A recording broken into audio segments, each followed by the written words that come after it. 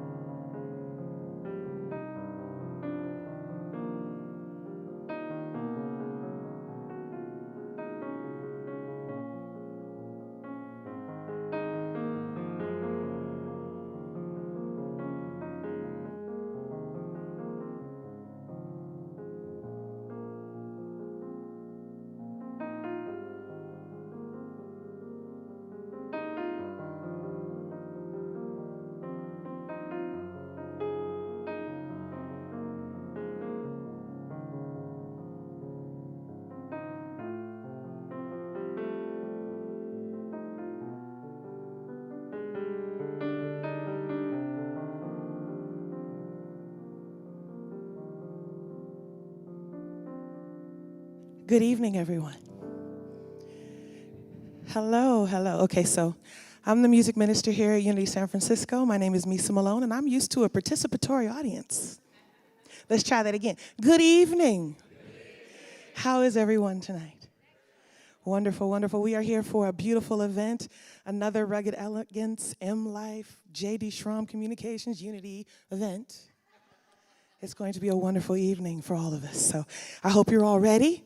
But before we get started, what we'd like to do is we'd like to begin with a land acknowledgement. We acknowledge that we occupy the unceded ancestral homeland of the Ramaytush Ohlone peoples, who are the original inhabitants of the San Francisco Peninsula. We recognize that the Ramaytush Ohlone understand the interconnectedness of all things and have maintained harmony with nature for millennia.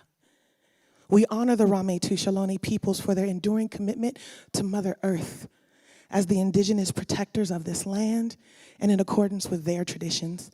The Ramaytush Ohlone have never ceded, lost, nor forgotten their responsibilities as the caretakers of this place, as well as for all the peoples who reside in their traditional territory.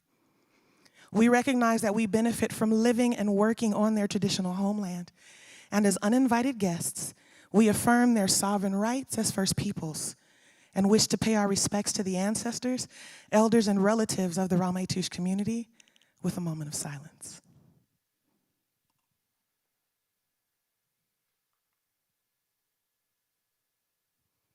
Ashe.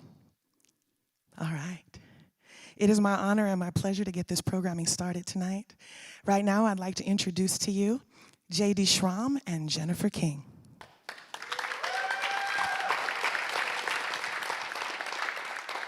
Thank you so much, Misa. You will be hearing more from her later. I think they can tell who's Jennifer and who's not.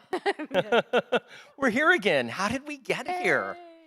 What a joy. It all got started with this man, Mwangi Mukami. Mwangi Mukami from Kenya. It was such a joy to decide to share our beautiful home in Seacliff, San Francisco, unexpectedly because COVID hit. And he came to us and said, let's start to build what we have created is called a day to breathe for what is now historically, thanks to Mwangi, excluded people. That is the BIPOC, LGBTQ+, veteran, formerly incarcerated, and women leaders of our community. And Mwangi actually was our lead as Allison Berardi, who you'll get to meet later this evening, for 4 months. First, in honor of Black History Month, we did a Sexual Assault Awareness Month, we did a whole focus on mental health leaders, and then Pride. And then Tim and I, my husband Tim Friedel and I we just found that our home had found its purpose. I am a recovering venture-funded founder, having built one of the very first internet companies, biospace.com, alive and well today, 30 years we will celebrate March 15th, 2025. Wow. It's quite a triumph. But after having served, it's really serving leaders that tie to our philanthropic passions around racial equity, gender equity, health and well-being in the world, peace, collaboration, climate change. We pulled back and we said, where we really want to move the needle is with founders.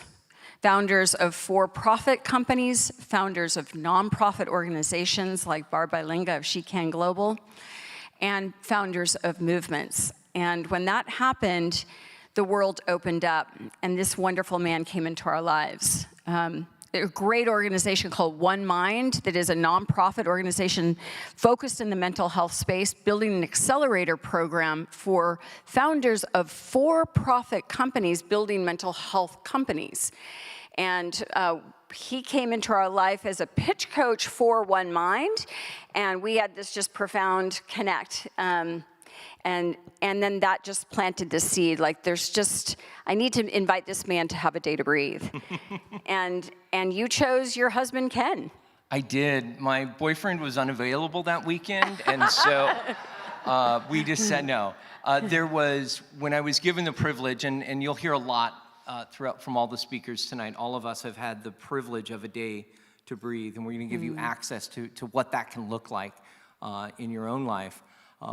But there was no better person than my spouse to bring with me. We did it the Monday before Thanksgiving, and it just set us in a wonderful space for gratitude and celebration. Well, and then from that unbelievable circumstance, Tim and I now live in Kennebunkport, Maine.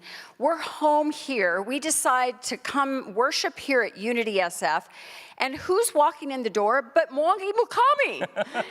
And that led to us saying, we need to do something together. So this team of 5, Allison Berardi, who is who breathes life into the Day to Breathe, Mwangi, JD, Tim, and I have come together, and we started by wanting to celebrate Pride and the leaders who had come for a Day to Breathe. So June 20th, we had the most exquisite gathering of leaders who shared their stories of authenticity. And we so loved working together that we said, let's do it again. Let's do it again. And we are. So here we are today, and we couldn't be more excited about the leaders who will be representing and sharing not just their stories, but as it pertains to revealing the power of the pause. Beautifully said. Beautifully said. As the first spouse at Unity San Francisco, I am delighted to echo the welcome that Misa Malone, our music minister, did, and welcome you into this amazing space. This building that we are sitting in was built in 1909, right after the destruction of the 1906 earthquake. And so this building was built while the city was in shambles. It was originally a German Methodist community. You can talk to me or Ken. We can tell you about the stained glass windows that were here from 1909. And then it changed homes, changed names several times, and was home to different spiritual communities. But it went from, rising out of destruction to really in the 70s, 80s, 90s, early 2000s, somewhat in disrepair. And so when the church community that was here put it on the market, and Unity had been looking for a year for a new spiritual home, a new physical home, they walked in here and saw possibility. And for the 5 years, they moved in on their centennial in 1919, and for the 5 years since then, they have taken out the pipe organ, they have taken out the pews, they have leveled the floor, they've added more neutral stained glass windows, they've done remarkable stuff with technology. And the last piece that was added was this lovely screen that you will see featured in all of the talks this evening. And that was a gift of the Rugged Elegance Foundation. So we are sitting in, thank you. Yes. We are sitting in sacred space that just keeps getting better and better and better. All right, I'm gonna have one more announcement, and then we're gonna have Tim come up and kind of set the tone for where we're going. This is not just the 50 or 60 people that are here in the room right now. We have online with us people who are on YouTube as well as Portal. We are delighted that you are with us. And I'm going to ask, if you're on Portal, drop in the chat where you have dialed in from. We've got people managing the Portal space.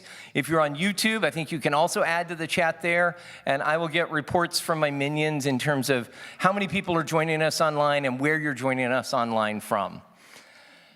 And now, we do work really well together. Tim is going to step up next and really kind of provide a metaphor that has motivated all 5 of us as we have put this evening together for all of you. Tim?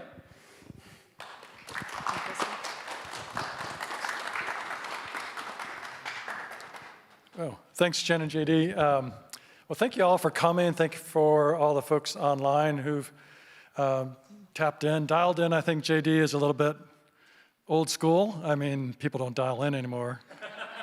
But you might notice this huge hurricane behind me, and then if you look closely at your programs, you'll see the swirl of a hurricane, and you might ask yourself, what does a hurricane have to do with founding companies or movements or social impact organizations or entrepreneurship in general? And that would be a really good question. And I'm here to hopefully answer it, and then you'll see as our founders come up, they'll each have and they're all founders who've been through our Day to Breathe program at various times to date. We've worked with 200 change-making leaders from 21 different countries, so it's just quite astounding what can happen over just 3 short years.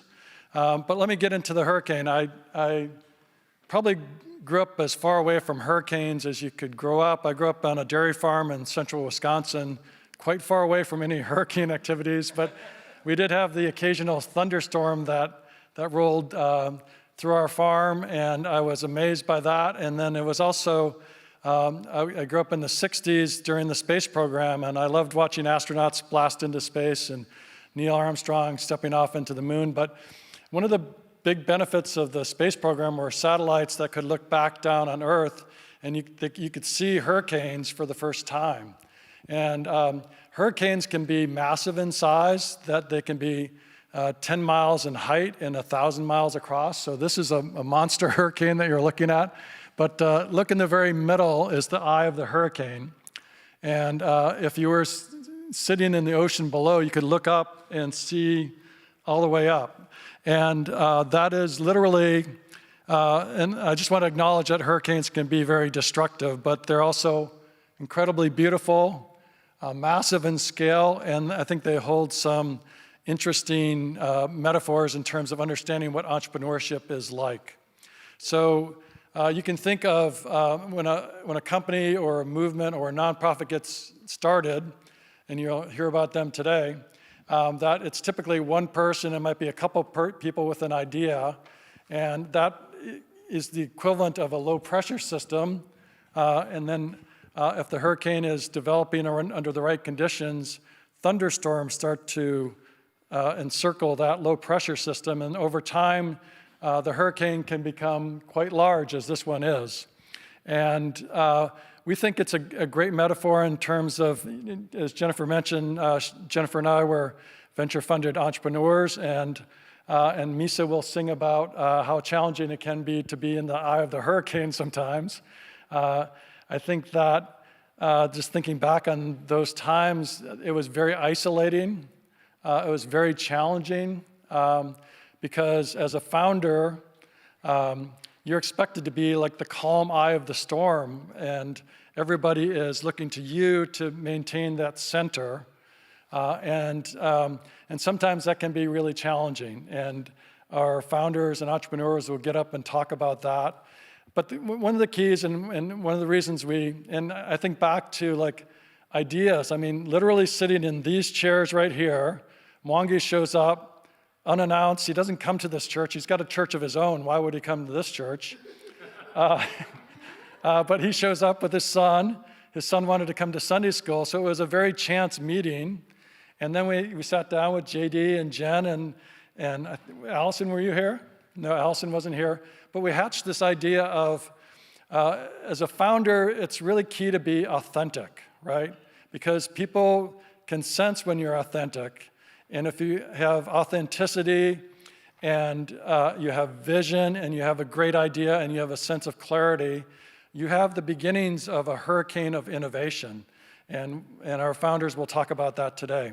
So basically, I won't get into all the different details. I would love to talk for maybe an hour or 90 minutes about this, but JD said I couldn't do that, so I'm going to shorten it up quite a bit. But we've all been around people, founders, who have a great idea. They have a lot of charisma. They attract your attention to them, just like they attract resources from the outside. So that's kind of like the eye of the hurricane that brings up energy from the warm water below it. Excuse me. And the entrepreneur is the low pressure system that brings in capital. And you can think of capital expansively, not just money, but also expertise in the form of employees that come to work for the company or the organization or the movement. And then there's also social capital, who do you know, intellectual capital, especially the how to get things done, certain kinds of expertise. And then there's political, cultural capital, social capital, all these different kinds of capital, and that's really important. And you'll see today about how the founders draw that capital in. But as the founders deepen their sense of who they are and their vision, it broadens the impact of what they can do. So I think maybe I'll stop there, JD. Maybe you can provide another time where I can get into a really deep explanation, but enjoy today. It's been such a pleasure working with these folks. The team at Unity has been amazing. JD has been amazing. Allison, Jennifer, Mwangi. So thank you for all that. And especially, I'm so thrilled that you're going to hear 6 different speakers representing 5 different organizations. They've all had a day to breathe. They all have something to say. And JD and I have worked with them as they've developed their talk, and I'm so excited for what they have to say. So thank you for being here.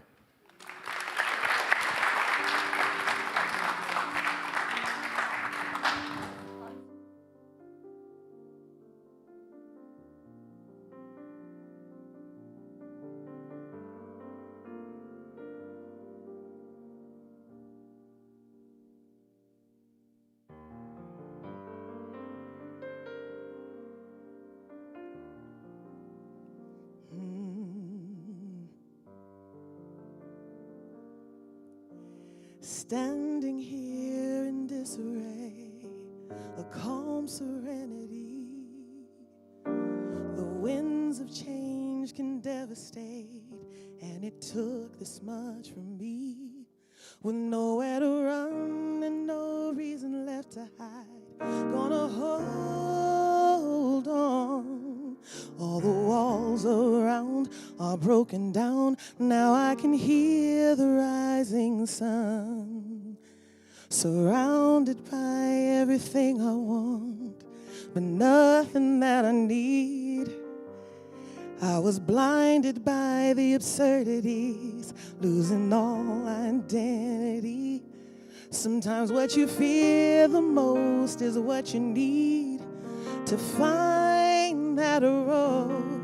Right around that curve, a lesson learned, now that I have the eyes to see. A hurricane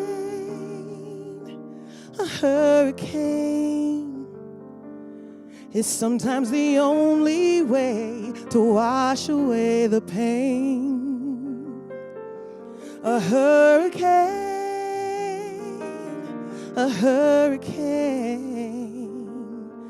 is sometimes the only thing that brings you back again. With poison toys I'd isolate, but the wind was strong and true. But now I see where the treasure is, 'cause they only blocked my view. I'm spiraling down, but so oblivious. Gotta find my way home. There's a heart that bleeds, trapped in me. How do I break the shell of stone?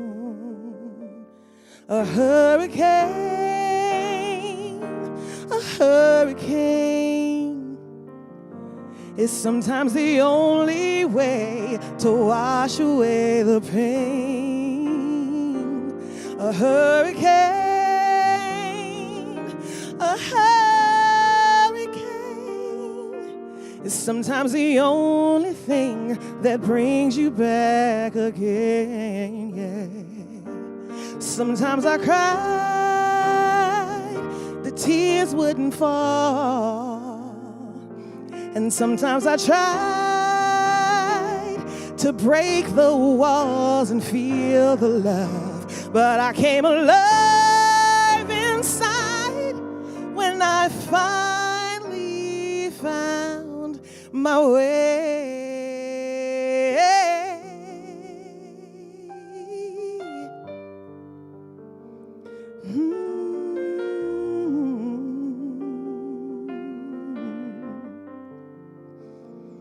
A hurricane.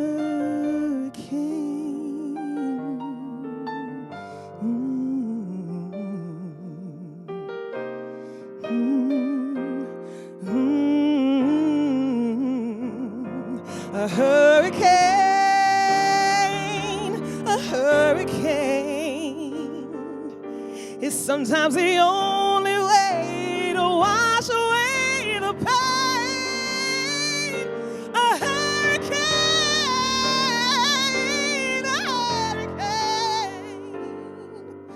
is sometimes the only thing that brings you back again.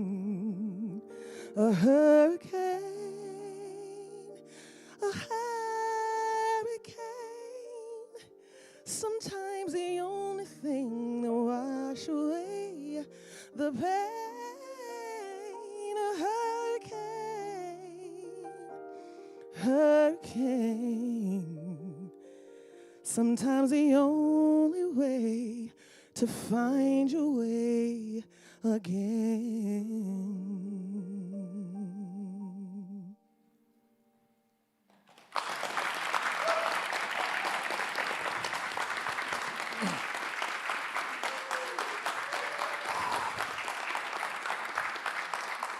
Thank you so very much, Misa. I am not a drinker, but I have fallen in love with Tenerol Cellars. I did not even know that this wine company existed. When I was drinking, it wasn't out there, but it is now. And our first speaker tonight, I'm delighted to welcome Jill Osier, who is the founder and is going to share with us just the journey it took to launch Tenerol Cellars. Jill, please take it away.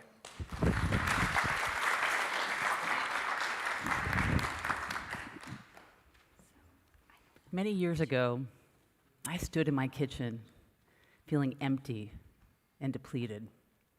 I had been gaslit again by my business partner. My marriage was in the tanks. And there I was, feeling gutted, alone. It was so inconsistent with what you saw on the outside. By all appearances, I looked happy and successful. As a mother, a wife, a CEO, a scholarship athlete, a Pac-10 champion, a black belt, a mentor, an activist, I had learned how to be successful according to the expectations of society, my family, and others. Through these actions, I learned how to place everyone else's needs ahead of my own, all in the pursuit of success. My life had become very transactional as opposed to transformational, and it certainly wasn't in alignment and integrity with my highest self. I knew something inside of me wanted to come alive, but when I tried to shine, sexism, gender roles, and society's expectations dimmed my light, made me feel isolated, misunderstood, and even punished. You know, I think about that, and how many of us felt that way. But it took me understanding what I was feeling. I could feel that there was something wrong, but I couldn't pinpoint what was happening. But I could feel it in my body, in my emotions. But it took the crisis of COVID and the forced pause that COVID created for me to begin a massive transformation, to shed my protective shell and to find my true self in the midst of all of this. I shed my business, my marriage of 33 years, and even began exploring my sexuality. When I truly learned to love myself, my business and my personal life began to expand in a way that allowed me to impact so many more. My personal journey, my transformation began on June 3rd, 2020.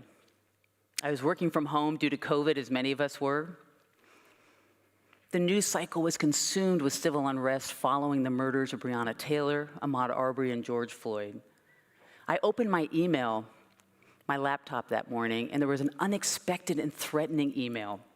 It was from a large investor in the winery group that I was president of and an owner in. It was sent to the 4 members of our executive team, myself and 3 men, but it was only addressed to me. And it said, "Dear Jill, how dare you post in support of Black Lives Matter? This political post will damage me personally and professionally, and if you don't take it down, I will ask for your resignation. And if that doesn't work, I will hire attorneys to sue our own company." We had a diversity of investors and employees and customers, so putting the post up was the right thing to do, and I was proud to lead our effort on this important topic. The week that followed was a challenging one. While we were praised by wine bloggers for being out in front and taking a leadership position, we lost customers, and our investor continued to demand that the post be taken down, that I resign, and that our board meet. Our board did meet. We decided and determined that we would keep the post up, but they voted that we would never use our voice again or our platform on any social issues. I was the only dissenting vote. And that email got me asking, as a leader, what else could I do in the wine industry to be part of the solutions I want to see? See, it's my nature when things get tough to find solutions and to get into action. My voice has always been instrumental to my success. I was a catcher at the University of California at Berkeley, go Bears. And I was brought up in a Jewish family and taught the principle of tikkun olam, which is to repair the world and leave it better than you found it. I've been on the front line of many racial and social justice fights, so using my voice wasn't new to me, but I had become tamed in an industry steeped in tradition and dominated by men. I had lost my voice, and the dis-ease in my body was palpable, and I had normalized it. I thought, this is what it means when you're a leader and when you're a owner of a business. This experience, it led me to reach out to Dr. Brenda Wade. Many of you actually probably know her, yes. And Dr. Brenda Wade is a psychologist, a life coach, but many of you may not know she's a former hard-brain scientist. And I reached out to her to discuss the struggle that I was experiencing.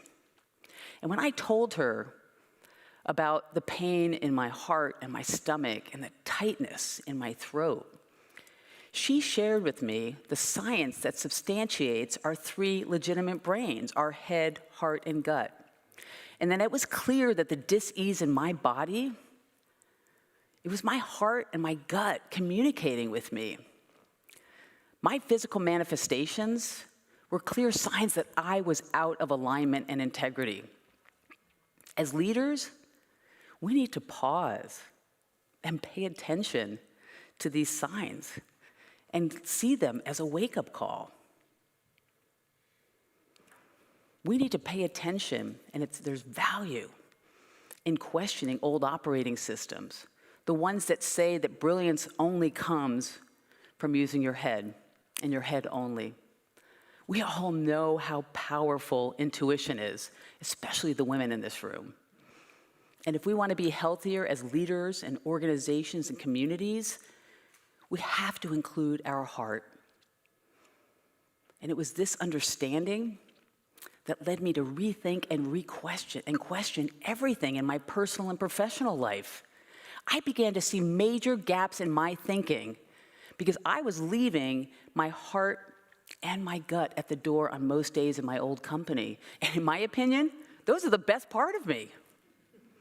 And when I started to check in with my head and my heart and my gut so that I could be in full alignment and integrity with the best part of myself and what I call full capacity thinking, that informed my decision to leave my old company and to start Teneral Cellars, a new wine brand that would represent the industry's largest customer, which is women. I launched Teneral Cellars October 1st of 2020 as a women-owned and run wine company on a mission to reshape the wine industry to reflect its largest customer, women. We are mission-based, and we are harnessing the power of business for good and using wine as a conduit for change, and donate 10% of all profits back to organizations that empower women and fight for gender and racial justice. Thank you. Thank you. The dragonfly is our logo, and it reminds us to be the light, and it's a symbol of transformation. And the word Teneral is when a dragonfly comes out of its cast, and it's in its most vulnerable state. Its wings are colorless, and it can't fly. But within a few days, it gets its full colors in its wings, spreads its wings, and takes off with amazing power and grace, or grit and grace. To me, that represents women and all those, how do we say it? What's the word? And all those who have historically been excluded. We all have that power within us. We just have to claim our power, spread our wings, and fly. And I was that vulnerable dragonfly. I was stuck in a position leaving the best part of myself at the door on most days. But when I began to tap into my three brains, my head, my heart, and gut, and tap into full capacity thinking, I was operating the best version of myself. And I knew when I did that I could achieve my personal and professional mission of elevating women and inspiring change. So after starting Teneral Cellars, I was feeling amazing. I was operating at my highest level. I thought I had made it. I had arrived. My throat wasn't hurting anymore because I was speaking my truth, and the ongoing pain in my heart and my stomach had dissipated. But little did I know, I was just in the nymph phase of the dragonfly. The nymph stage is the longest stage in the life of a dragonfly and is spent entirely underwater. A dragonfly can molt up to 14 times, which is to shed its protective shell to make way for a new growth. So when I checked in with my head, heart, and gut, I knew there was more growth coming. And it was at that time, in early January 2023, that I met Jen and Tim. And later in that month, I had my day to breathe. And when I said yes to a day to breathe, I said yes to the pause. I said yes to me. And I said yes to the possibilities of learning how to be a more impactful leader. Dr. Amy Cogé was my leader for my day to breathe. And she really helped me tune into where I was in my transformational journey, to help me focus and to recenter and to gain clarity of where I was and what the work was that I still needed to do to find my true self. I lead with my heart, but after a Reiki session with Amy, my heart opened up even wider. And it really allowed me to have even more clarity and more focus. I left my day to breathe with so much energy and confidence, and I knew exactly what I needed to do to be more impactful. My day to breathe experience is present with me every day, especially during my morning wellness practice. And it reminds me to pause and check in with my head, my heart, and my gut, so that not only can I continue my own journey of healing from the inside out, but also I could be the best version of myself. Since my day to breathe, I realized that everything is energy. Everything is energy.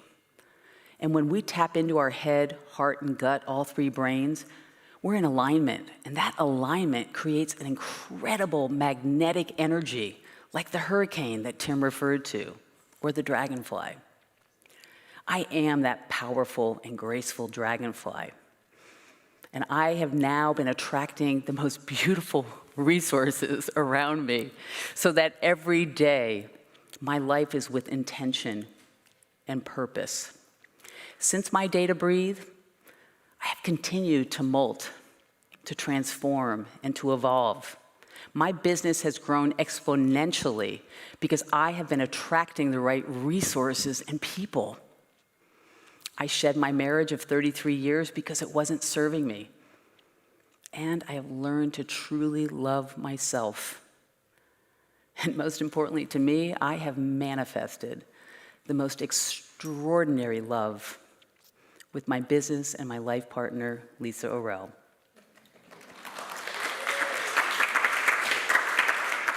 Together, these moments of transformation and stillness, they show us how beauty can emerge from upheaval and emphasizes that growth often requires that we navigate through the storm, through the hurricane. My day to breathe and my personal and leadership journey has taught me the power of the pause so that I could be the best version of myself and so that I could be the transformational leader I know I was meant to be. Thank you.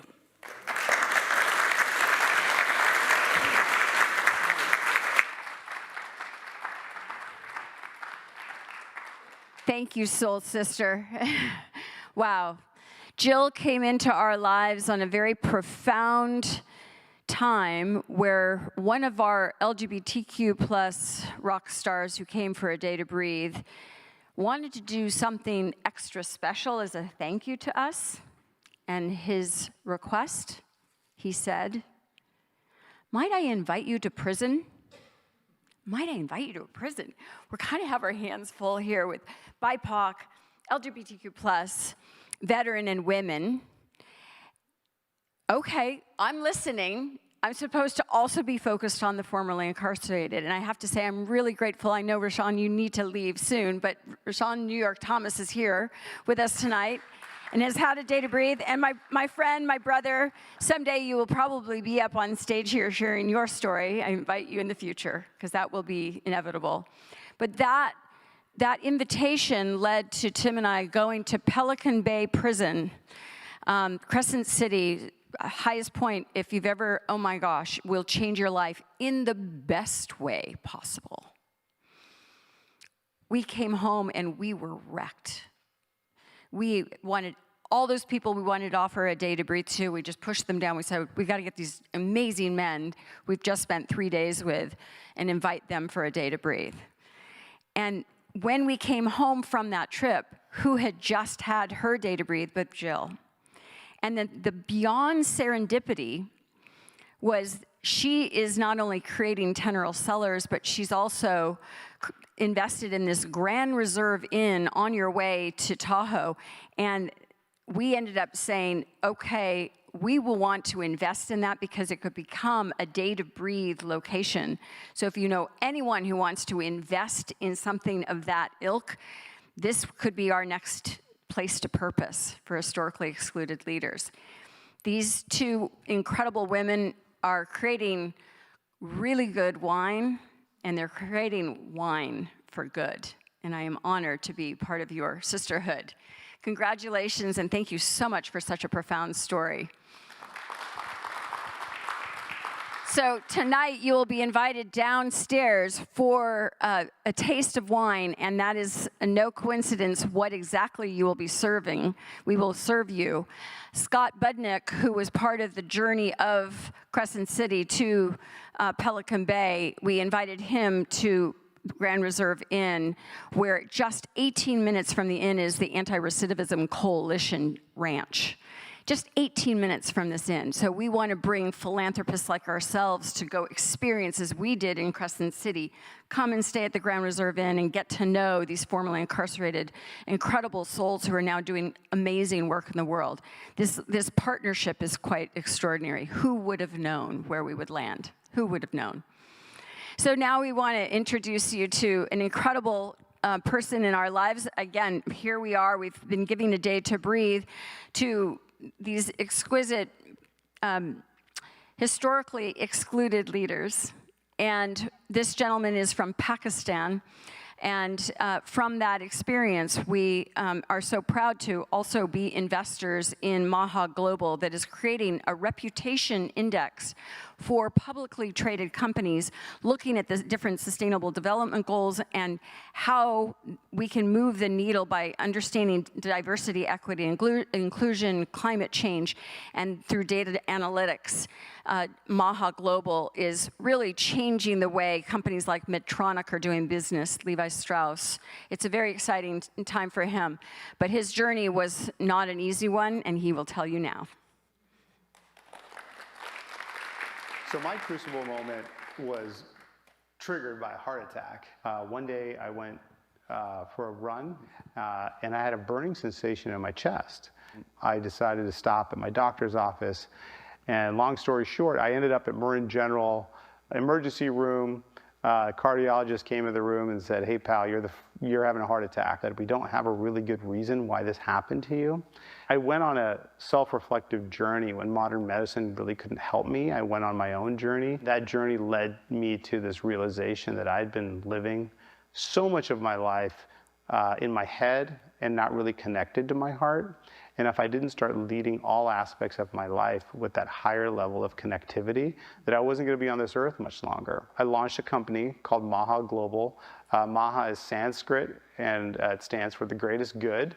And that company was formed to help leaders really focus in on the data that would help them make a business case within their organization to invest more in social and environmental impact. And at around that time, the universe connected me with Jen and Tim and Rugged Elegance. And they offered this unique opportunity to go spend a day at their beautiful home in San Francisco for a day to breathe. So I went to this Day to Breathe event, and I had my Day to Breathe a few years back with Mwangi.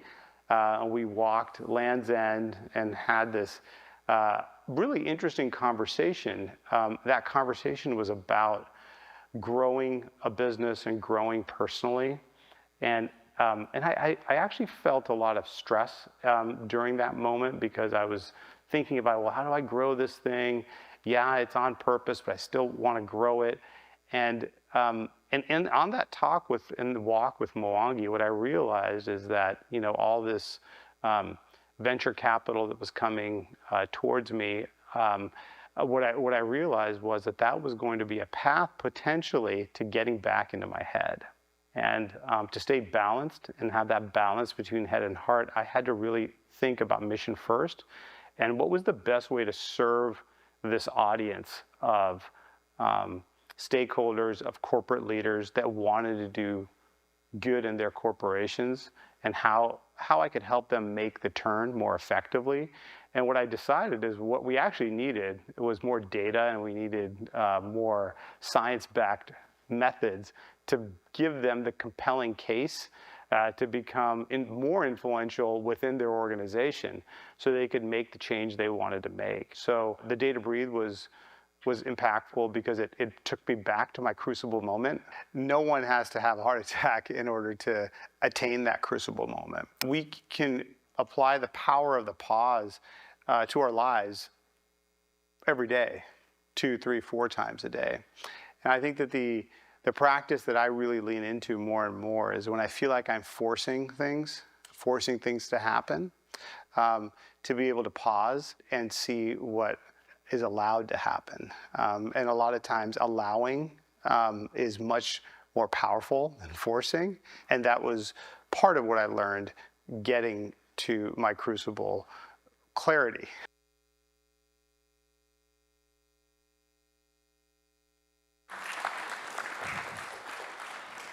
Allowing can be much more powerful than forcing. Just really great wisdom from Hyder, who we were disappointed he couldn't be with us. We appreciate that he could be with us virtually. As are many of our viewers, that we are delighted. Those who are watching us on YouTube and those who are watching us on Portal, glad to have you here with us. We're going to now move from founders of companies to someone who is founding an entire movement. I have, through the course of preparing the speakers for this event, I have gotten to know our next speaker, Barbara Bailanga, and her work in establishing a movement, She Can Global, is just inspiring to me, and I welcome her here to be inspiring to all of you. Barbara, welcome.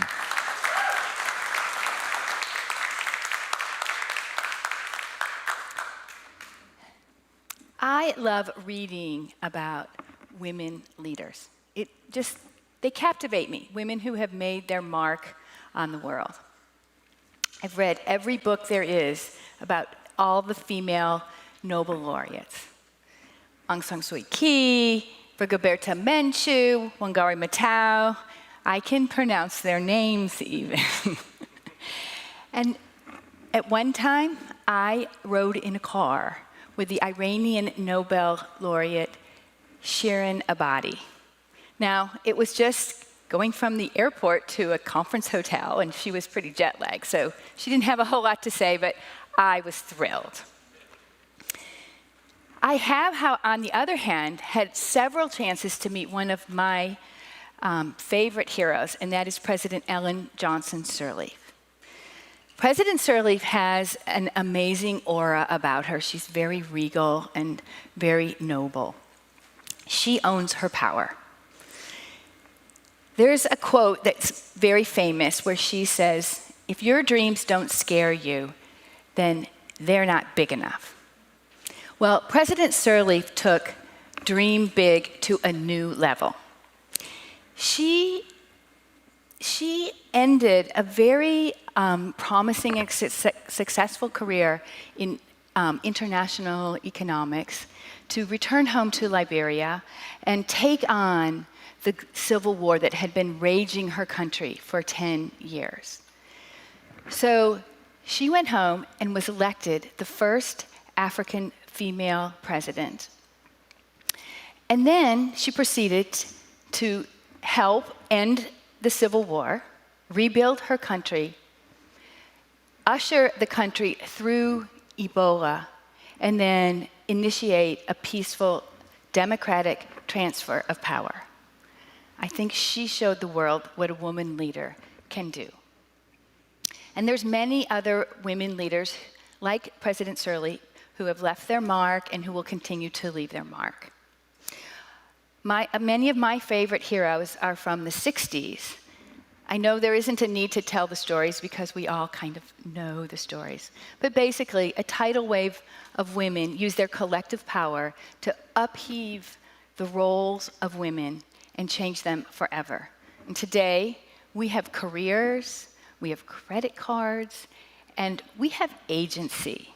We own our identities, and we're not constrained by antiquated gender norms. The other thing that the women in the 60s did for us was they paved the way for women to step into leadership roles. And today, 26% of leaders are 26% of leadership is comprised of women. And there is a lot of research that shows that women have led significant progress in addressing many of the huge crises that this world faces. Climate change, peace negotiations, COVID-19, even the financial crises. So these women have really been a godsend. Think about it, where would we be if they hadn't been there in those roles? Now, our planet, let's get this right, our planet is overrun by crises. Crises that women are known to be successful at addressing and ushering in solutions for. And yet only 26% of leadership is women. Never again should a group of mostly or only men be making decisions for the whole world. The problem is, it took, thank you. It took 26 years for us to reach 26% of leaders. The UN has estimated that if we continue at this exact same pace, it will take 140 years to reach 50% parity. Well, we can't wait. There's too many crises. The world needs women leaders. And so we need a new revolution. And you know what? This time, it's going to be different. Because some of us have power, and all of us have agency. And so it's going to be an inside job. What we need to do is pull each other up. We need to do what I call a power pull-up. All of us need to pull each other up. A power pull-up is a term that basically I have created that refers to when a woman, but it could be a person, it doesn't have to just be women, makes a concerted effort to uplift a woman and help her break barriers. The idea behind it is that by doing this, the more women who pull each other up, the more powerful we all become, and the faster we're going to reach that 50%. So some examples of a power pull-up could be sponsoring or mentoring a woman to make sure she fulfills her potential in her career. But it can be so many other things, so much more. I have a friend, Linda, who was getting ready to retire from a very male-dominated board, and she told them she refused to leave until they filled the board with more women. It could also be my sister, Carol, who, when I was graduating from Florida State University, got me an internship in Chicago at one of the top ad agencies. And look at me now on stage talking about reverberation effect. It's also, look at Jen. She's doing power pull-ups every single day. And the point is, we all have agency, and what we need to do is look at ourselves and our life and figure out how we can help other women and use that power to pull them up. So my first significant power pull-up happened in a beauty salon in Kigali, Rwanda in 2008. I was there on this volunteer trip, and I was mentoring a woman who ran the beauty salon, owned the beauty salon, and she happened to have an amazing daughter. And one day in the salon, they tapped me on the shoulder and they invited me to their house that was above the salon, and they asked if I would help Medusa apply for a scholarship in the United States. Now, I had issues getting my college funded, and so this really resonated with me. So I said, of course, and what I thought I was agreeing to was spending a couple hours in the lobby of my hotel, helping her go through the Common App. And then I went home, and my network rose up. And in fact, one of those women is here tonight. And they said, oh, let's get her into Wellesley. Let's get her into Bucknell. And so we all helped, and Medusa actually went to Bucknell. And that power pull-up turned into what is now She Can, a nonprofit organization that I founded in 2011, 13 years ago. And since then, we have helped 119 amazing young potential leaders attend college in the United States and be put on a path to being a leader at home.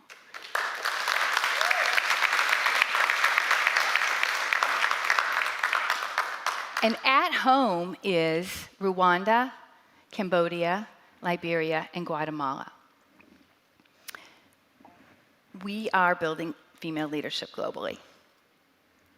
But really, without knowing it, we created a mass power pull-up. Because it isn't that 119 women are now on paths to leadership. It's because we involved civil society, people just like everyone here in this room. You see, every one of the scholars in our program is matched with a team of 5 mentors, mostly women, some men, and they come together to help her win her scholarship and then also be like a team of aunts and uncles while she's in college and help get her on a pathway home. So we have 600 mentors now supporting our scholars. And together, we are building women's global leadership.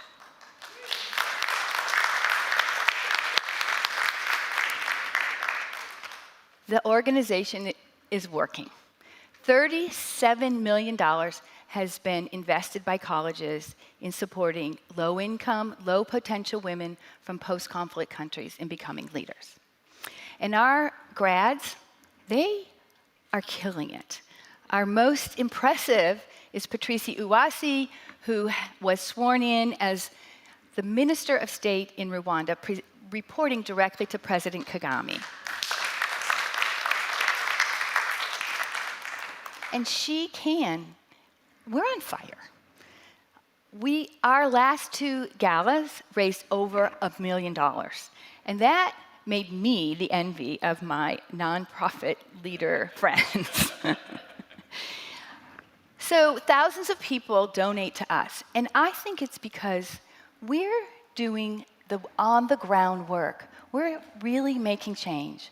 And in this organization, you get to know the amazing young women. You see their potential, and you know that they're going to make an impact. So I was humming along, and She-Can's doing great. And in about 2022, Tim and Jen, they invited me for a day to breathe. Well, I'd never heard of 10X before I was at a day to breathe. This was sort of my Ellen Johnson Sirleaf moment, because suddenly now I have this big, scary, audacious goal. 10X means we need to be helping thousands of young women become leaders. And I don't know that anyone realizes it, but She-Can is an acronym. It stands for Supporting Her Education Changes a Nation.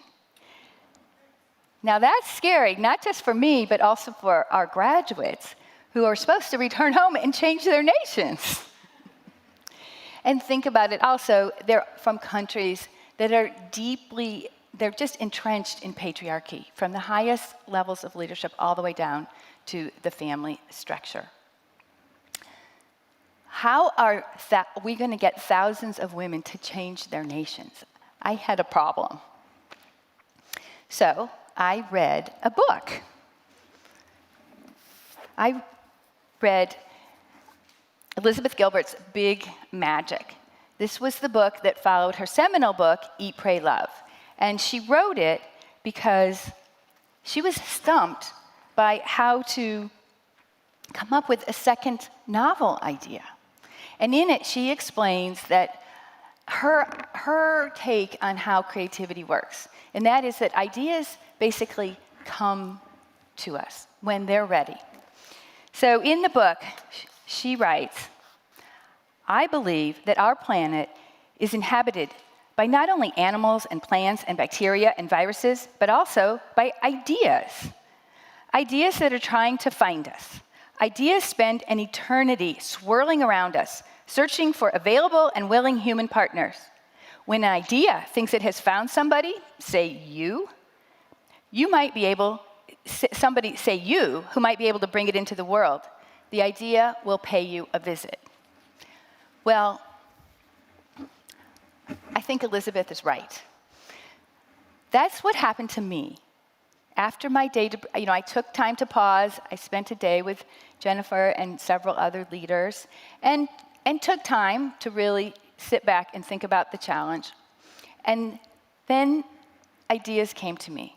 And the realization came that our graduates, they're amazing, but they need to start a reverberation. They need to pull each other up and become a force multiplier. And that's really hard to do with just a US college education. And so it's really that they need us to use our power to pull them up so that they can start the revolution. You know what? It makes sense because we're on the inside. We have amazing networks in Liberia, Cambodia, Guatemala, and I know President Sirleaf. So that's our new focus at She Can. My board, some of them are here. We've a whole new strategic plan, and we're focusing on supporting our amazing graduates at home and helping them start a network, the Success Network, where they're pulling each other up, and through them, through each other, they become more and more powerful. And we can do it. We can provide coaches and stipends and local mentors and introductions. And just imagine, our vision is in 20, 40 years, thousands of amazing young leaders pulling each other up, making their mark on the world.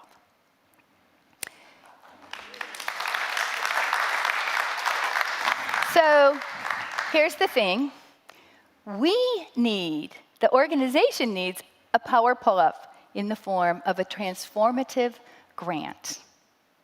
So we have this full plan, and I am ready to show it to visionary leaders who are interested in supporting an organization that is poised to create systemic change. So I invite you all to look at your life and your network and think about how you can help us by doing a power pull-up and introducing us to someone who might be able to connect us to maybe Lorraine Jobs or Melinda Gates or Oprah Winfrey. Because I know that we have a Nobel laureate in our graduates, and I can't wait to read her book.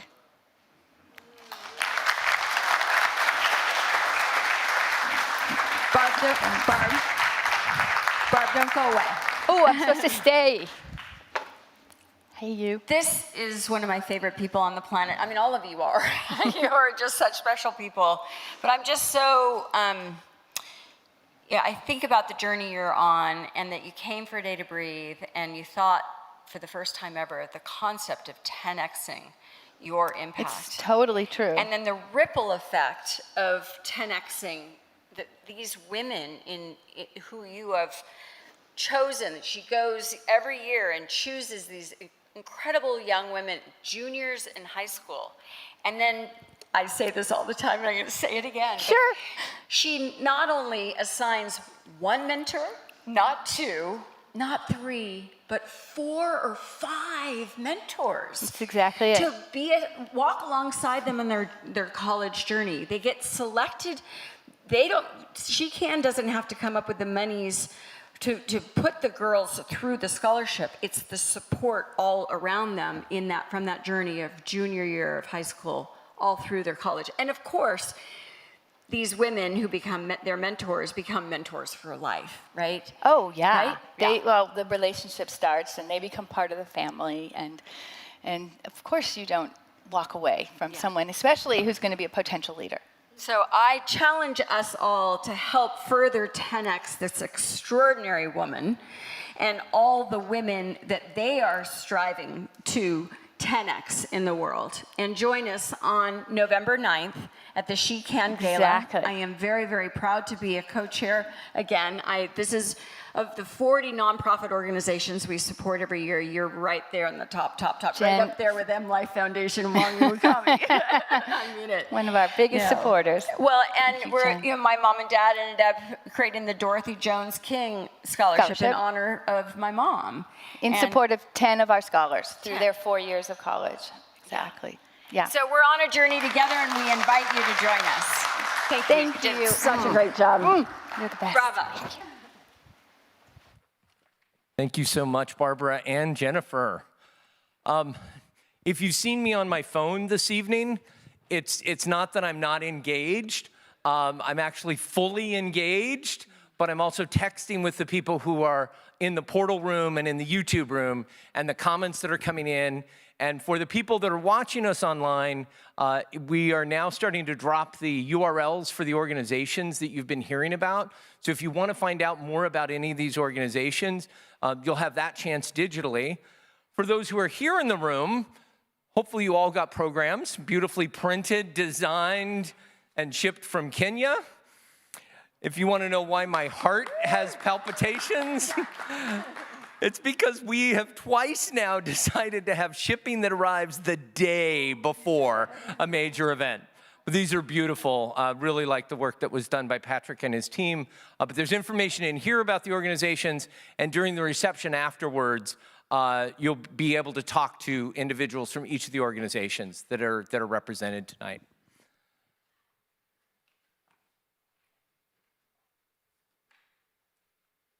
Do you ever have that experience of being excited about something that you just don't know how your spouse is gonna feel? It's like, oh, I love this. What if they like it? What if they don't like it? I'm not sure. Do I bring it up? Do I not bring it up? That was what happened to me in the fall of 2023 when Tim and Jennifer had made the offer for me to do a Day to Breathe. And I was like, I come into Ken's world a lot when I come to church here at Unity on Sunday, but I wasn't sure if this was gonna fit his world. And we did the day together, as we've talked about, and having been married 17 years, we really thought we had an awesome partnership, but we recognized we had the ability to 10x ourselves by doing more things together. We have awesome lives separately, and we raised 3 really cool kids, one of whom is here, 2 of whom are with a babysitter that I forgot to order a pizza for, but that's okay. And so when we did the Day to Breathe, that really was what we walked out with, was to find more things where we could bring our skills and our talents together and be able to do things where we 10x each other. And tonight is exactly that. Tonight is a chance for Ken and JD to 10x each other. And not only do I get to introduce your next speaker, I got to coach my husband to do his next talk. Ken, the space is yours.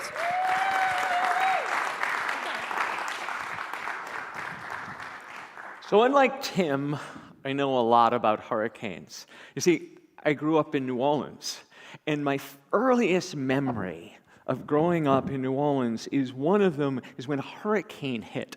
And we were getting ready for it, and my father grabbed all the lawn furniture out in the backyard and took this big rope and tied it to the giant cypress tree that was in our backyard. And my siblings and I ran around to all the windows, and we were putting tape on the windows that were masking tape on the windows, so when something flew through the window, the masking tape somehow would stop it. And it was insane. We were in the dark, the power went out, and there we were in our house, all cuddled together, looking at things flying by in the windows. And it must have gone on for hours and hours with the rain and the lightning and the storm. And finally, the 4 of us fell asleep on the floor of the den. And when we woke up the next morning, it was beautiful. And it was sun shining. And the New Orleans was still all there. Things were tossed and turned. But I got to experience the city again, and it bounced back. I can't begin to tell you what it was like to grow up in New Orleans. I mean, music and food and laughter and dancing permeate the air everywhere. You walk down the street and there is a band playing. You hear band coming out of a restaurant. Music coming out of a restaurant. You hear and see life happening all the time. And it is so hot and moist, you watch destruction happening all the time. It's a city so filled with life and so filled with rot. It's so magical. And its energy infused me. But there's also something about it, too. It's a southern city. So it has a laissez-faire attitude as well. And things stay the same, and the people stay the same. And if you may have noticed in the 2 minutes I've been talking here, I have a lot of energy. and I don't really know what it's like to sit still. It was never a skill set of mine to sit still and pause. So here I am talking about the power of the pause. This is true irony, folks. It's an anathema to me. I don't know what it is to slow down. My music director over here and my husband will tell you that is absolutely true. So I eventually left New Orleans and found myself in the midst of New York City. And I was a dancer, trying to be a dancer in Manhattan on Broadway. And the energy of the city from the second I got there matched me. I was like, this is where I'm supposed to be. So I dove in. I was taking all the classes. I was up at night in nightclubs all over, Studio 54 and all the other clubs of New York. And I loved all the energy. I loved the possibilities. I mean, I saw shows and was drawn to shows while I was becoming a performer that transformed the human experience. I was blown away by seeing a show called The Elephant Man. In its original Broadway run, it blew me away because I was so moved by the inhumanity that we treated a human being with. And I walked out of the theater profoundly transformed. Profoundly transformed. And I tried in my work to always do shows and bring that transformative energy to the work I did in theater. When eventually my theater life ended, because dancers have a short shelf life, I transitioned into directing and choreographing. But then I also fell in love with someone who's sitting in the room and changed my life when we got a job offer for him to come to California. And I said to him quite bluntly, sorry, I am not leaving California. I'm not leaving New York without a ring on my finger. And he took a few minutes and figured out what that meant and found a way to propose to me that actually surprised me. So we ended up here in California. And so this New Yorker's energy in San Francisco was a little bit of culture shock. I just have to say that it is really lovely here. It's really pretty in hippie town, but they don't do anything fast here. And the convenience stores are not convenient for us. They're only convenient for the people who own them. I mean, my dry cleaner opened at 10 a.m. What's that about? So I used the opportunity to reinvent myself. And I went to ministerial school, and I started in the path of unity. And I found a way to use that desire of my heart to make a difference in people's lives and to create an atmosphere and a space where people can really understand the innate power that lies within them and to transform themselves into something greater than they've ever experienced before in their lives. Ministerial school was another journey of that, fitting my energy into a very different box, right? They taught us in ministerial school how to sit and meditate, how to be still and quiet. But in my experience, I learned that communal experience, that ecstasy in movement. I was like the whirling dervish, and in some of my most elevated moments were in movement, in dance, in ecstasy, in connection to all that is in the universe. And so I struggled for how to do that, but I found my way through it and found my voice. What was most important to me is that I needed to be authentic, who I was. So I developed retreats. I did 3-day, 5-day, 7-day retreats. I did silent retreats. I did moving retreats. I incorporated my love of movement into all that I do. And then JD one day came to us. I've been here working at Unity San Francisco, building this community, teaching and loving every minute of it. And he said, hey, I got offered us this retreat, this 1 day to breathe. And I said, well, I can't even relax in a day. What are you talking about? It would take me longer than that to get to it. But I said, this is a gift. I'm being given a gift. And I changed my mind and said, yes, I need to carve out a day, not a week, just a day, and see what that brings to me. So there I was. I found myself in this beautiful house being led by 2 incredible Sherpas, bringing me to the edge of the land's edge, looking out at the beautiful gateway to San Francisco Bay, the San Francisco Bridge, the Golden Gate Bridge, and true serenity. About halfway through the day, we were supposed to take a nature walk. And so I go out on the trail on Land's End, and they have signs that say, please keep on the trail. And I said, well, that I'm not listening to.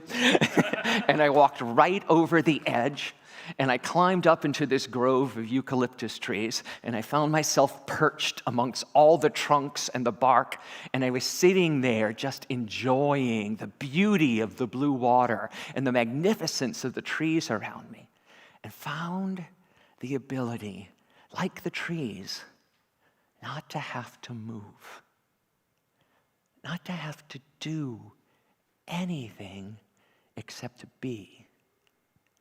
And it was so beautiful. In a moment, in an instant, with a single breath, you can transform yourself. You can transform the energy of your heart. You can transform the world around you. And you can go from frenetic to serene by just choosing to be in that moment, to shift from the human doing to the human being. So as I sat there in the peace and the serenity and with my journal, I wrote down this. The eucalyptus tree does not hesitate to shed its calcified, hardened bark in order to become a more magnificent version of who it's meant to be. I invite you with me right here and right now to take a deep breath, to fill your lungs, to exhale and shed the calcified, hardened bark that you no longer need, to shed the thoughts that are holding you back, the beliefs that I can't, I'm not enough, there's not enough. And breathe in once again and join with me and the eucalyptus trees as they stand where we're planted, shed what no longer serves us, and become more and more the magnificent beings we're here to be. Namaste.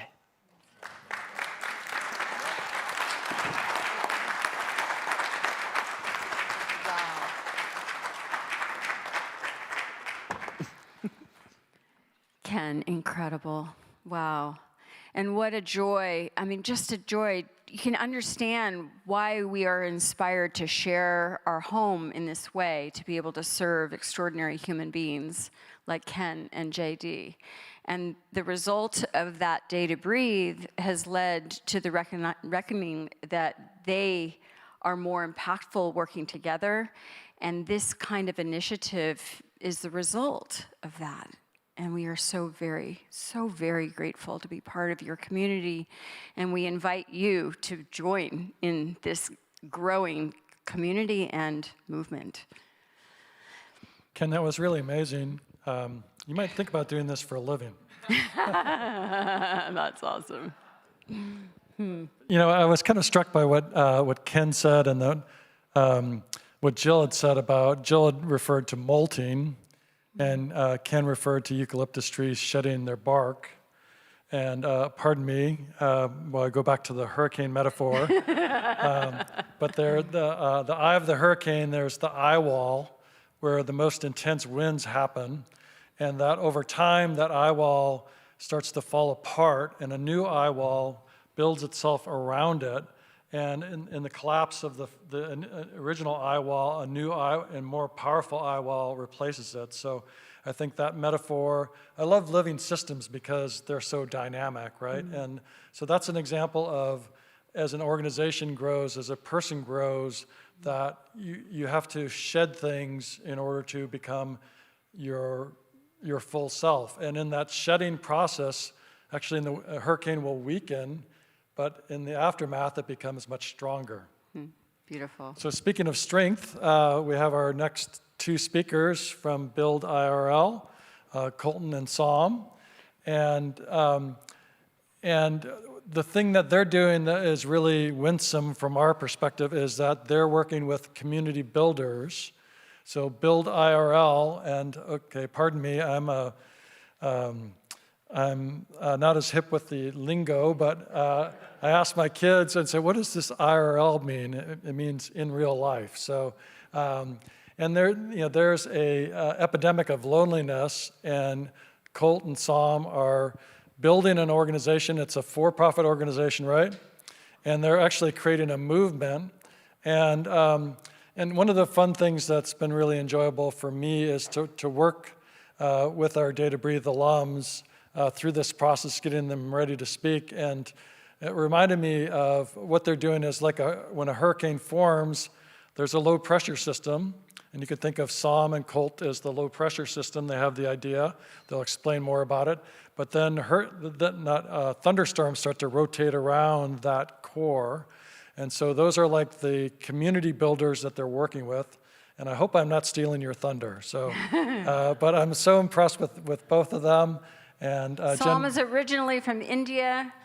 Colton is originally from Ghana. No, he's not from Ghana. His you parents got it are right. I love this. His parents are from Ghana. Parents are from Ghana. Okay, right. we don't want to steal your thunder, but I love that you have found one another and now building this amazing organization. As we build the necessary pause movement, we will be honored to be a part of the movement that you're building, bringing communities together. And thank you for being here, and thank you for sharing your story. Thank you.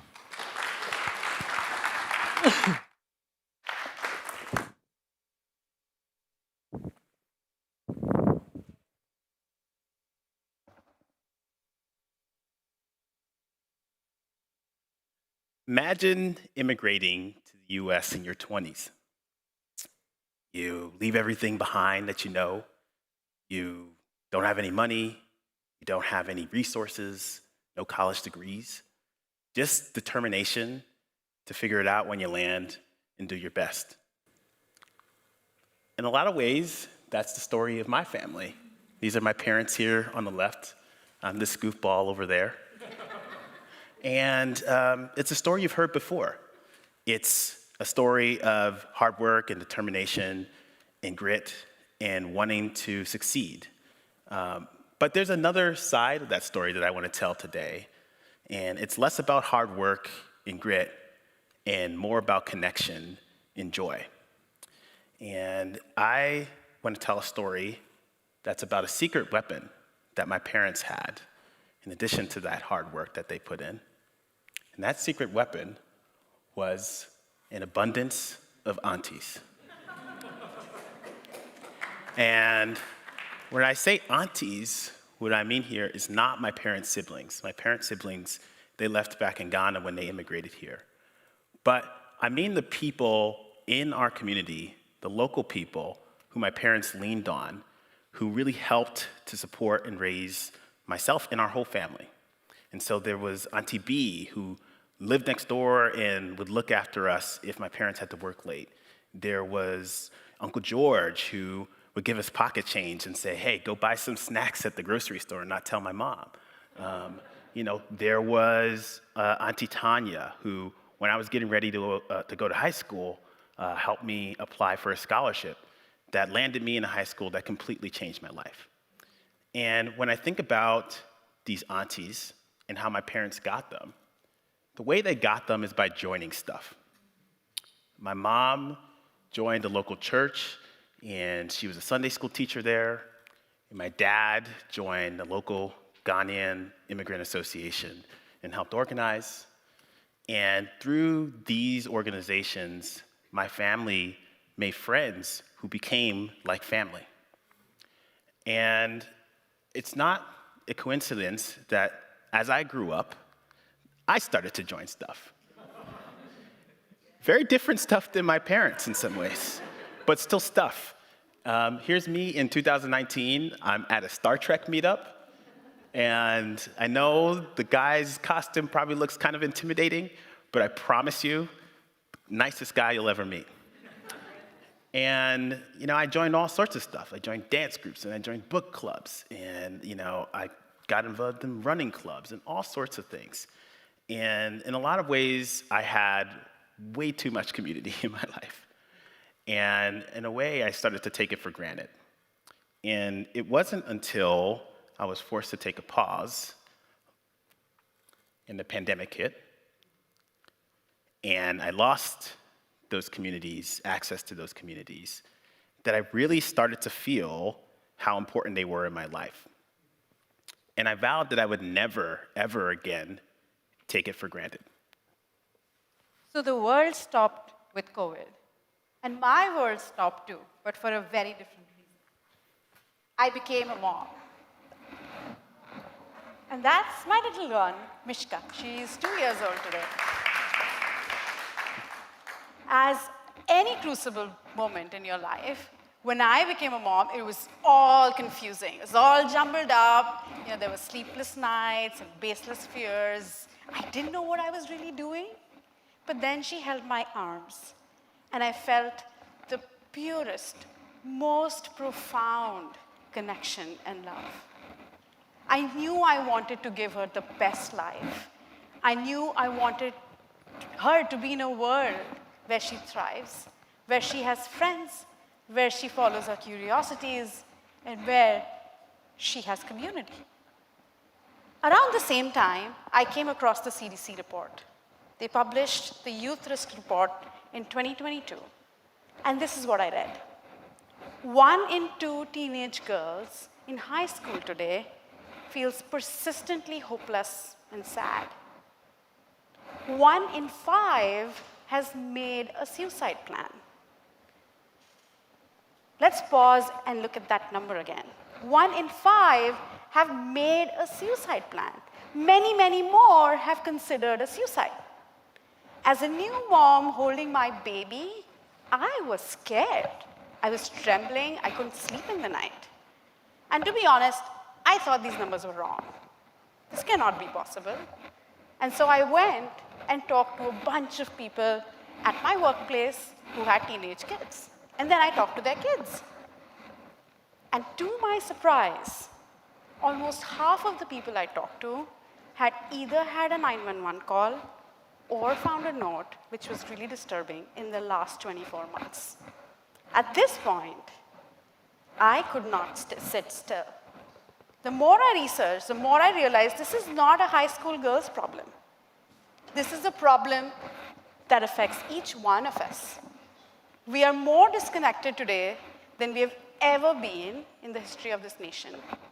50% of adults in the US feel lonely, and 75% of us don't feel attached to a local community. 3 in 4 people sitting in this room feel that way. It is not just a good to have. It's eroding the way we live. It's eroding our democracy, our society. We don't trust each other. We don't trust our government. We have fewer friends we'll call at 2 a.m. If that wasn't enough, it's also affecting our bodies. Surgeon General came up with the loneliness report, calling it the most urgent epidemic that the country is facing. I've been in the health sector for over a decade. I've worked on personalized cancer vaccines. I've worked on Fitbits. I've worked on getting HIV medications all across the world. But even to me, it was a surprise that the biggest cause of health deterioration is not physical inactivity. It's not obesity. It's not diabetes. It's actually social connection. If you lack social connection, it's equivalent to smoking 15 cigarettes a day. That's what you're doing to your body. And so all of this was really scary. But where are the solutions? Even more shocking thing was none of this was new. None of this was news. And if you think about it, researchers on the other side of the coast have been talking about it for the last 5 decades. Our churches were emptying out, our clubs are not getting new members, our number of picnics are going low, we don't have dinners with our friends anymore. And so, me and Cold paused, thanks to COVID, and we realized that the world had to come to a pause for us to recognize what we were doing. I did not want my baby girl to grow up in a world like this. I did not grow up in a world like this. Colton does not grow up in a world like this. And so we had to do something about it. We left our job, and then we said, let's try something. We decided that we needed to understand what was happening to our social fabric. We wanted to understand what was happening to the clubs. And myself and Sam said, let's get our treasure hunting maps out, our magnifying glasses, and try to find out. And so we went around San Francisco, and we talked to 100+ clubs, and we asked questions. What's going on? Why is it difficult for you to do this work? Why is it challenging? Why are you dealing with difficulties in terms of getting people to come and be a part of your club and stay? We kept hearing the same things again and again and again. And that was that building in real life community is really, really hard. It's not the same as, putting up a web page and clicking join, right? Nothing wrong with online community, but doing it in person is just a whole other beast. And we kept learning from the people who were the builders of these types of organizations and clubs that they were burning out. They were burning out from lack of resources. They were burning out from lack of access to ways to get the word out about what they're doing. They were burning out from not being able to have other people who were building community in clubs that they could share their experiences with and not feel alone in the building that they were doing. And so Sam and I said, hey, we got to do something about this. And the idea we came up with was Build IRL Accelerator, which is a program to help folks who are launching social clubs or trying to sustain those kinds of organizations get the support they need, the resources they need, and to band together so they can do that the best that they could. And we knew that we had to launch this program. We said we're going to do it in 2 months, and we got to work. And so we wrote a manifesto, and we launched an application and got lots of applicants. And then we were like, whoa, we got to interview these people, I guess. And so we had to interview people. And then we knocked on doors of venues and said, hey, would you mind hosting us if we had an event here? And then we had to negotiate with those venues. And then there were people who wanted to meet with us about sponsorship. And then we had to have info sessions and help people understand what it was that we were doing. And then we wrote on whiteboards with very complex diagrams that don't make any sense to anybody but us. And we did all of this work, and then at a very unexpected thing sort of happened at this juncture right before we needed to launch our program, which was we got a phone call. And it was an unexpected phone call, and it was from some friends of ours. And those friends said, hey, how would you like to take a pause? It was crazy. We had 2 weeks to go, and we had the 24 social clubs that had signed up for the program, and we were cooking up what we were going to do with them. We were, juggling between experts and venues, making it happen. And then Jen calls and says, why don't you take a day to breathe? I'm like, nah, that's not happening. But then deep inside of us, we knew that she was right. We needed to take a pause. We needed to stop the hurricane for just 30 seconds. And so we did that. We spent the day at their beautiful home. We went and walked across the end of the land on the West Coast, came back, and we realized two things. One, we were very grateful for making this happen. It was not Colton Song that was making this happen.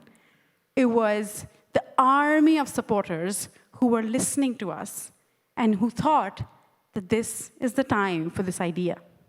The second thing that we realized is that we cannot do this alone. What we want to do is to create a container for others to build with us. And so it completely transformed the way we approached the accelerator. No more was it about what are we going to teach to them? What is the session about? What are the topics for the session? It shifted our mindset into how do we create a container where the builders make friends with each other, understand that they are a part of a bigger fabric, and create the magic of helping each other. Because we knew we had rock stars in the room. And so instead of me telling you what we did for a month, here is a little bit of sneak peek of how we spent the summer together with the social club founders.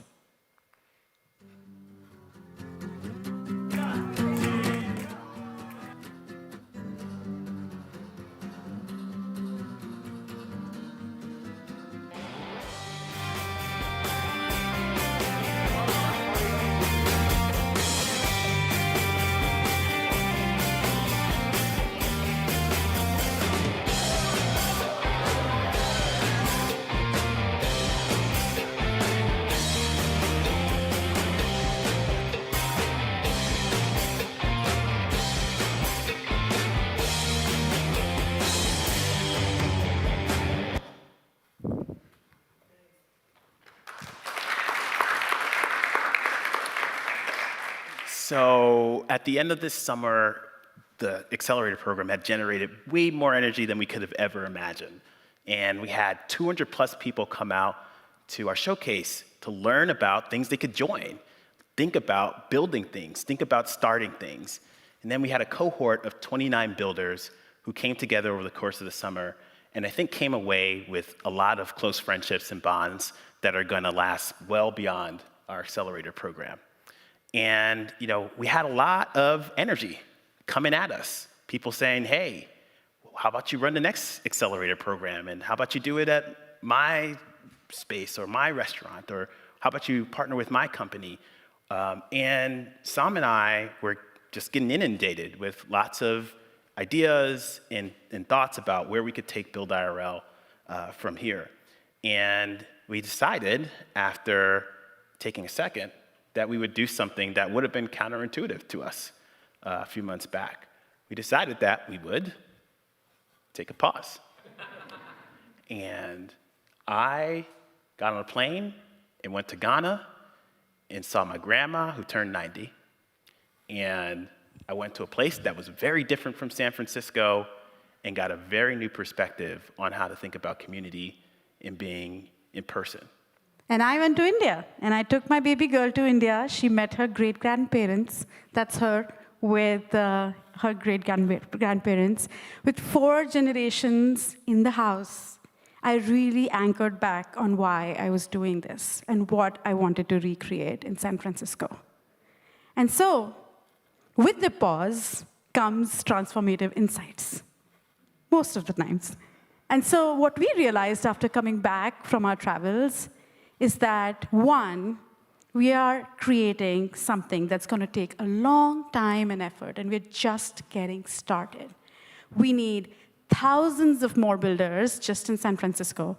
We need millions of more builders worldwide to bring back and give energy and life to the real world. That's one. And the second thing is what we realized is that what we need to do is to activate more builders and build with everyone. And so 2025 is a lot about what went right, so we'll do a bunch of more accelerators, but it's also about us creating a more open space for more builders who have an idea, who have energy, or who wanted your support to actually come in and contribute. As we wrap up this talk, I have one ask from you, which is go join something. If you have an idea that has been, in your mind for the last few months, and you want to knock on the door of your neighbor and slip a note and say, hey, do you want to grab dinner and wine with me?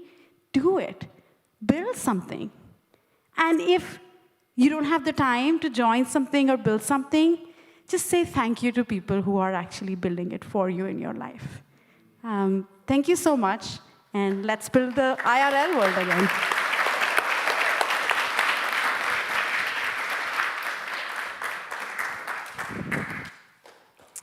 Hello, I'm Allison Berardi, and I am the coach curator for the Day to Breathe.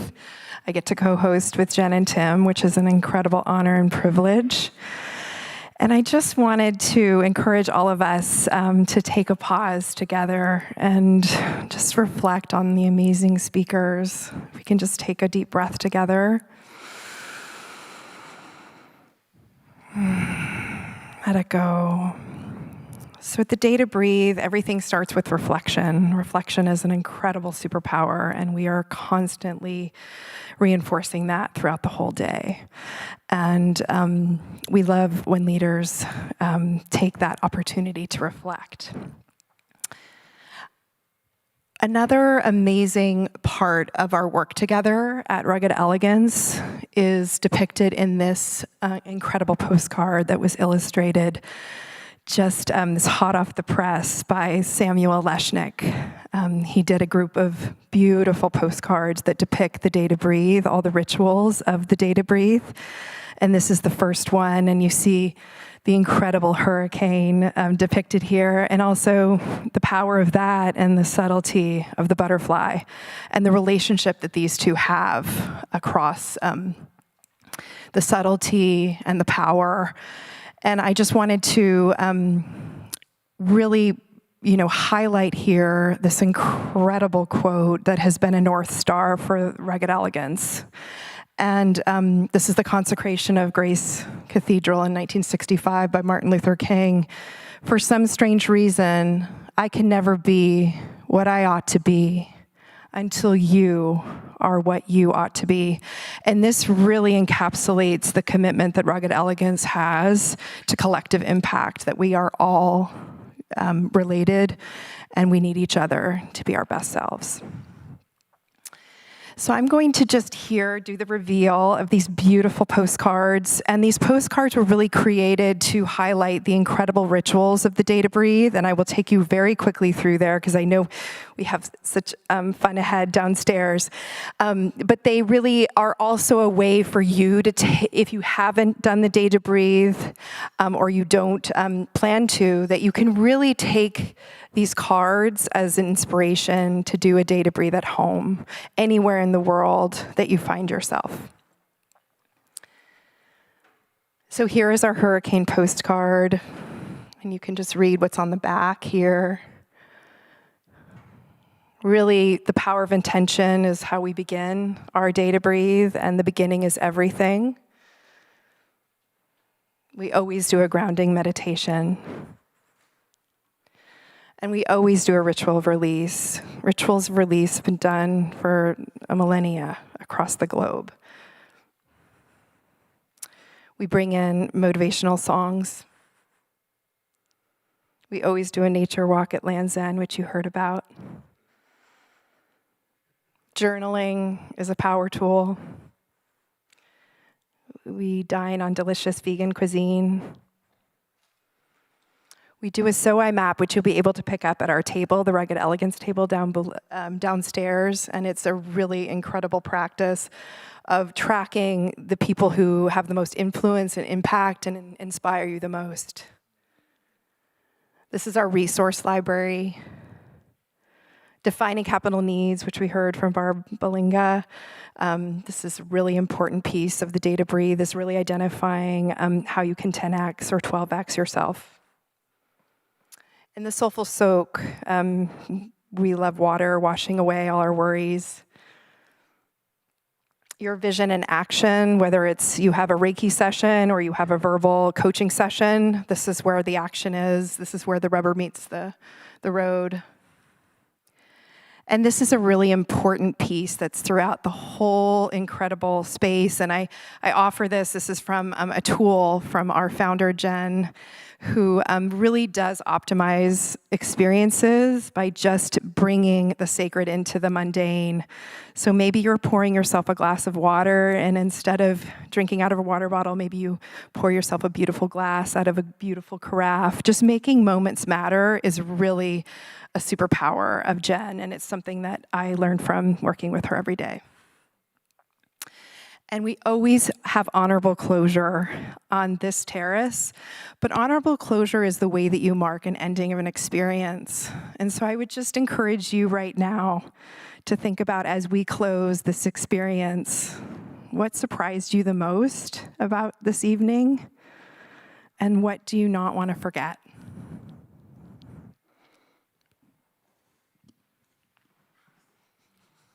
Let's have a round of applause for Allison and those beautiful postcards. I promised you'd have a wonderful time, did you? Yes. What do I not want to forget? I don't want to forget this feeling. Do you feel that? There's an energy in this room when like-minded people come together and share ideas, share their journeys, share their challenges, share their victories. There is a connection that is created amongst us. And there's an energy in this space. It did not surprise me, because I'm kind of in the connection business, but I am surprised to see so many faces that I've never met before. Hi, new friends. And surprised to see so many friends that have become family. Hey, sis. So that's what I'm taking with me, this yummy feeling and this beauty of having connected with all of you.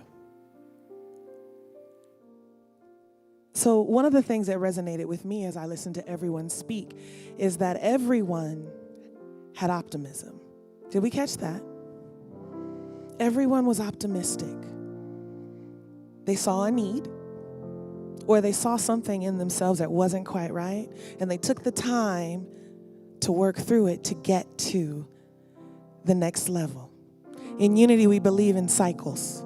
You cycle up, right? You cycle high, perhaps. So if you have optimism and you're cycling high, then you have high hopes. See what I did there? And you know what? The thing I love about high hopes is there's a song.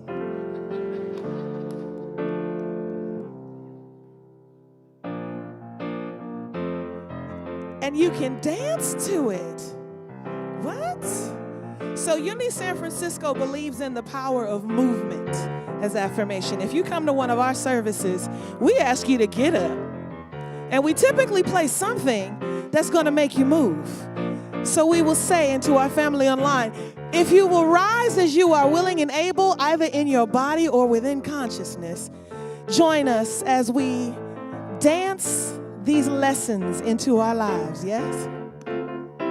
I had to have high hopes for a living, shooting for the stars when I couldn't make a killing. I didn't have a dime, but I always had a vision, always had high hopes, always had high hopes for a living. Didn't know how, but I always had a feeling I was gonna be that one in a million. Always had high hopes. Somebody said, fulfill the prophecy, be something greater, go make a legacy, manifest destiny. Back in the days, we wanted everything, we wanted everything. Someone said, hey, burn your biographies, rewrite your history, light up your wildest dreams, museum victories. Every day we wanted everything, wanted everything. Now they said, don't give up, it's a little complicated, all tied up, full of love, and I'd hate to see you wasted. Had to have high hopes for a living, shooting for the stars when I couldn't make a killing. Didn't have a dime, but I always had a vision. always had high hopes. Had to have high hopes for a living. Didn't know how, but I always had a feeling I was gonna be that one in a million. Always had high hopes. Somebody said it's uphill for oddities, stranger crusaders, ain't ever wannabes. The wit and the novelties don't ever change. We wanted everything, we wanted everything. Stay up on that rise, stay up on that rise and never come down. Stay up on that rise, stay up on that rise and never come down. Oh, mama said, don't give up. It's a little complicated, all tied up, full of love.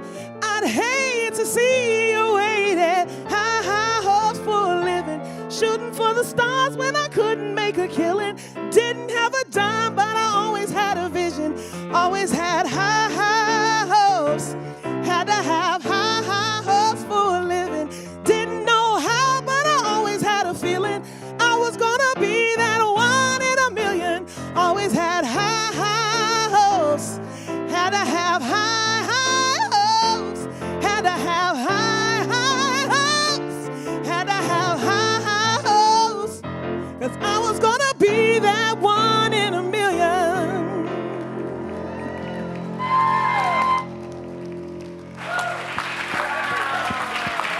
And now it's my pleasure to bring up the 5 people who made this day possible: JD Schramm, Jennifer King, Tim, Allison, and Milwaukee. Woo! So awesome. Wow. I can't imagine when I think back on when this all got started. Incredible, Misa. Just so incredible. We years ago decided we wanted to go move to Maine for 1 year, and I was literally praying for a sign of how this beautiful, newly renovated home with views of the Golden Gate Bridge ought to be used. And I woke up at 4:30 in the morning, and there was the full moon, and in all white, capital letters, STOP. And that was very clearly a sign that this needed to become a place for leaders to come and stop and get clear on their higher purpose. And if I ever imagined that it would go from that to this, celebrating these extraordinary human beings who've taken that time to pause, reflect, and get clear on their higher purpose with the concept of 10xing the impact that they're striving to have in the world, wow. So, and then to be on this journey with these 4 unbelievable people. We got started with pride, and we so loved working with one another. Every single week from June 20th, from when we had the last one here, the first one here, we got together and we worked it and we worked it and we worked it, and we bow down to our speakers and our singer and Unity SF tonight, because this is far more than the 5 of us combined. This is what it's all about in just living into our higher purpose, all of us. And so we're so grateful. I think that's what they call 10xing yourself, Jen, just so you know. You're the best. So I wanted to thank you, Jen, for acknowledging everyone. And can't tell you how many hours we all put into making this happen, but it's well worth it, because just, you know, I'm so enthralled with what Colt and Sam are doing. And I'd really encourage you all to take a word out of Barb's talk, do the power pull-up, where you can meet each other downstairs, get to know each other, and talk about how we can all lift each other up. And one of the things from Heider's pre-recorded talk that really resonated with me was this idea that allowing versus forcing. I really love that concept. And I was reminded of who watched the Olympics in Paris recently this summer? Who saw the men's basketball final game? Okay, I'm seeing hands go up around here. Now, this was held in Paris. The French team had cut the lead to 3 points with 2 minutes left. Steve Kerr called a timeout, brought the team in, And I just remember reading about this, and I have goosebumps thinking back on reading it for the first time and have goosebumps now. But what did Steve Kerr say to Steph Curry? He didn't say, Steph, go out there, try harder, run faster, do everything you know how to do. No, he said, Steph, let the game come to you. And I thought, what a great example of allowing versus forcing. Okay, and what did Steph Curry do? I think everybody knows here. He hit 4 3-pointers in the final 2 minutes of increasing difficulty, and the men's USA team won going away. But it's a great example. Now, you don't allow without doing the hard work, right? Okay, as Kamala Harris says, hard work is good work. Steph Curry is probably the hardest working basketball player that there is. So he was prepared for that moment to allow the game to come to him. So think about that. Yeah. All right, I get the last word, which is a very cool opportunity. We want you to 10X this evening. I'm gonna give you a couple of ways you can do that. One, downstairs at the reception, which looks awesome, there's a photo booth that you can get photos that are both printed and able to share on social media. They're way cool. Make sure you get to the photo booth. For our folks that are online and for all of you who are here, as soon as we have the videos edited and available, we are going to send those out. Share them. We had 5 remarkable talks tonight from 6 speakers that put a ton of work into this. Their message gets shared when you share it. So I ask you please to share that. And you will get a very short survey that will help the 5 of us make this even better. I've heard something about 12X. I'm not sure about this, but it will allow us to make it even better. And so I'm about to announce the party, but I have to announce one piece of bad news. What? If you parked in the bike lane, you need to go move your car, and I hate to be the one who has to tell you that, but we've got to move the cars out of the bike lane, and we're going to bring things up for Misa to take this party downstairs. So this is your traveling music if you didn't catch that, okay? So someone said, don't give up, it's a little complicated, all tied up, no more love, and I'd hate to see you wasted. Had to have high hopes for a living, shooting for the stars when I couldn't make a killing. Didn't have a dime, but I always had a vision. Had to have high hopes. I had to have high hopes for a living, shooting for the stars when I only had a feeling I was gonna be that 1 in a million. Always had high hopes. I always had high hopes.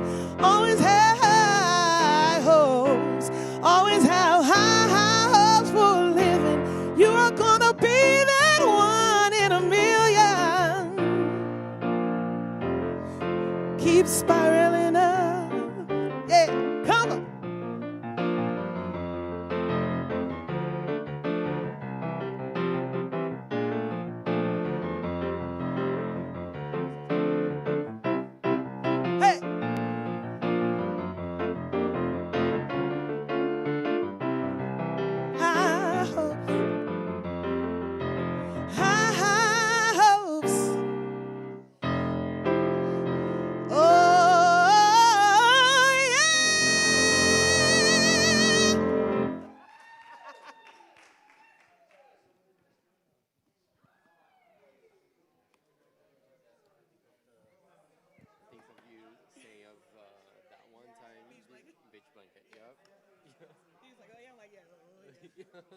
No, oh yeah.